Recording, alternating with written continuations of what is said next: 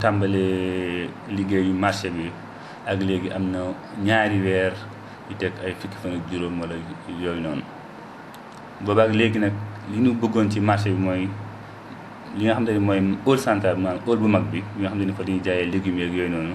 ak ñaari hallu jën yi nga xam ne ñoo ko seq ñu defar leen xeddi leen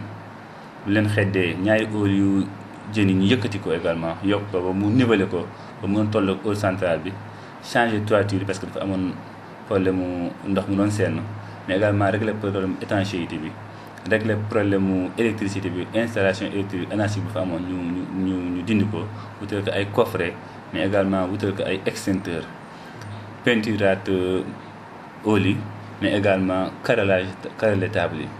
kon fi ñu toll nii actuellement ak pavage allée pour que nit ñi mën a dox mais également mu am benn pente parce que pavage yi aussi dafa am benn pente buy permettre ndox mi également bu ñëwee du fa taaju mu mën a circuler vers les zones yi nga xam ne mooy zone dépressive yi point bàyyi loolu fi actuellement ñu ngi toll ci pavage tàmbal nañ pavage bi boo xoolee mun naa ni 70% bu fekkoon téeméer boo jël juróom-ñaar fukki def nañ ko te incha allah taala jàpp nañu fii léegi ñuy korité dinañu war a mën a pare pavage bi ndax ki yore chef de chantier yi fii la nekk dafa résider demul fenn boobu ba léegi ñu équipe yi également ils sont sur place ñoom ñoo ñuy def sax pression pour que ñu mën a teel a libérer emprise yi si desoon ay tuuti ñu mën a eggale liggéey boobu noonu waaye teewul am na ñu lokk si liggéey bi par rapport ak li ñu xayma woon boo xoolee ci biir fi nga xam ne moom lañ jaay yàpp def nañ fa ay grillage boo xam ne de qualité la également mais côté bi nga xam ne mooy tali bi nga xam ne moom moo jëm yoonu tribunal bi ubbi nañ fa allée boo xam ne bu yaatu la donc ko pavé de 250 mètres carrés pour permettre également boo taxawee sur le central nga mën a accéder directement ci marché bi te du am également benn difficulté mu ne peinture bi également def nañu première couche bi tàmbal nañu deuxième couche bi xam naa léegi ñu jeexal ko tey demaguma ci marché pour def prise de chantier mais xam naa ni incha allah léegi ñu jeexal ko en tout cas mën nañ jàpp ni sax avant date bi nga xam ne mooy 5 mois yi ñu waxoon pour liggéey bi jeex dinañ ko mën a terminer avant cette date là pour que également ñoom ñu mën a dellu si parce que fee tamit bu ñu fàtte ne day taa te nawet bu ñëwee ak Covid contexte bi ñu nekk dina xaw difficile ñu nekk moo tax ñu ngi def le tout pour que mu mën a terminer le plus tôt possible pour que ñoom également ñu mën a rejoindre le marché. bu weesoo loolu am na beneen deuxième phase mais am ngeen aussi ay bouches d'incendie yi ngeen war a def. waaw ñu ngi ci wàllu am na c'est prévu de faire des bouches d'incendie ci marché bi mais également am na beneen phase mooy dañu waxoon ci PACASEN bi donc installé programme triennal d'investissement la ci ñetti at. premier at bi dañu waxoon dañuy defar hall central bi at mi ci topp ñu defar benn côté bi at bi ci topp ñu topp ñu defar beneen côté bi nga xam ne day nekk de façon successive mais mu gën a yomb ci yëkkati beeg réinstallation bi. waaye tamit bi ñu xalaatee tamit am nañu possibilité fii nga xam te mooy domine bi muy zone annexe marché bi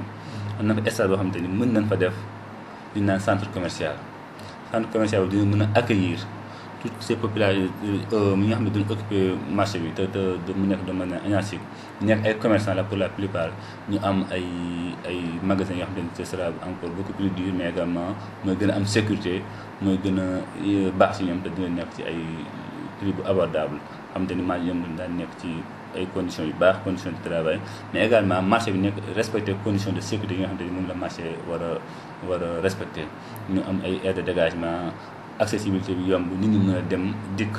te du xat te du également camions yi war a décharger mën a décharger. pompier mën a dugg yàlla tere bu lakk amoon tey jii ñoom tam ñu mën a egg si foofu noonu def la ko war a def loolu daal jàpp naa ni mooy li nga xam te ni loolu la war a def ci marché bi. incha allah taala voilà léegi nag bu weesoo loolu ndax jàpp ngeen ne tey jii nii ñëpp dinañu mën a reloger waat ak li nga xam ne mooy Covid 19 bi am lu ngeen prévoir.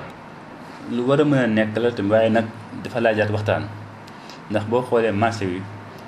même yoon yi ñu bëri ñu waroon jaar sax dañ ci doon def ay place am na ñoo xam ne doon tabax ci yoon yi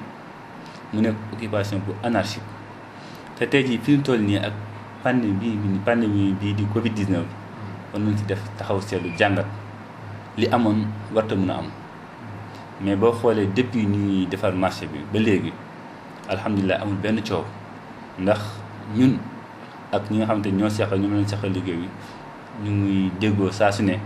di waxtaan sotantee xalaat di respecté ku nekk également li nga xamante ni moom lañu tënk moo tax dañuy envisager incha allah taala avant la fin des travaux avant ñuy delluwaat foofu noonu ñu wootewaat waxtaan ak ñoom ñu xool nekkin ba fa war a nekk ndax seen sécurité la ñoom mais également suñu sécurité la te dafay tax ni feebar yi nga xam ne ñu ngi am mu mën a bu ñëwee tamit la mu waroon def du ko def ndax fekk na ñu respecté nañu ay suñu mesure de barrières yi respecté nañu également occupation de l'espace bi respecté nañu ak sàmmonte nañu ak yelleefu réew mi parce que marché également dafa nekk zone boo xam ne ay nit da nga koy fréquenté dafa war am ay aires de circulation am ay aires yoo xam ne même de stationnement pourquoi pas am zone yoo xam ne tey jii yàlla tere bu lakk amoon wala dara pompier dina mën a accéder fa fay lakk de mais également ñun tamit dañu war a sàmmonteeg suñu dëkkuwaay mooy lan mooy respecter yoon ñu bàyyi yoon yoo xam ne kenn war ko occupé ñu fay tabax wala ñu fay def loo xam ne dafa nekk à perpétuité de loolu moom du nekk loo xam ne day luy wéy la kon dañuy xam ni nekk bi moom dina am dañ tax changement rigueur parce que également on peut pas investir de l'argent également ñuy bàyyi ñuy yàq wala ñuy tabax boo xam ne war ñu fa tabax yoon la ay yoon la loolu moom du marché bu moderne daa ngeen bëgg. incha allah bëgg na marché bu moderne te loolu aussi si je peux faire un appel comportement la du alal du kii mais comportement la parce que bu ñu defoon alal ju bëri si marché bi te ñi fa nekk amuñu benn comportement yow gis nga les vidéos sont là bi ñu dindee marché bi lépp dindi si ay mbalit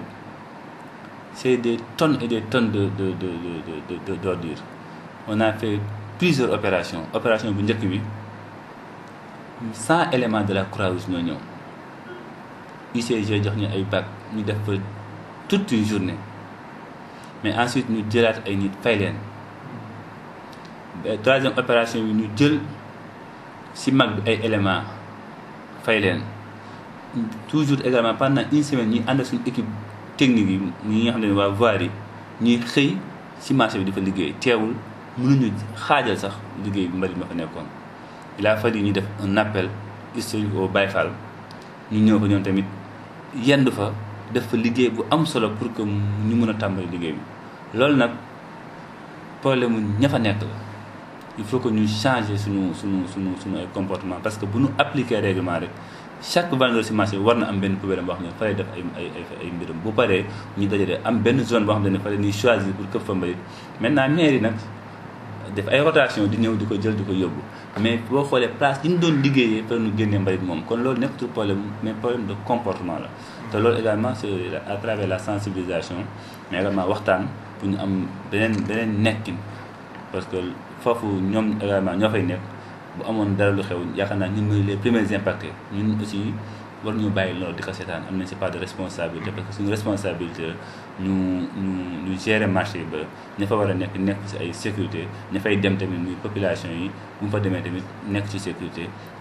yàlla def ci jàmm ñu def lu ñuy def seen ay activités delluwaat ci seen ay activités daal di dugg si marché bi. Merci beaucoup.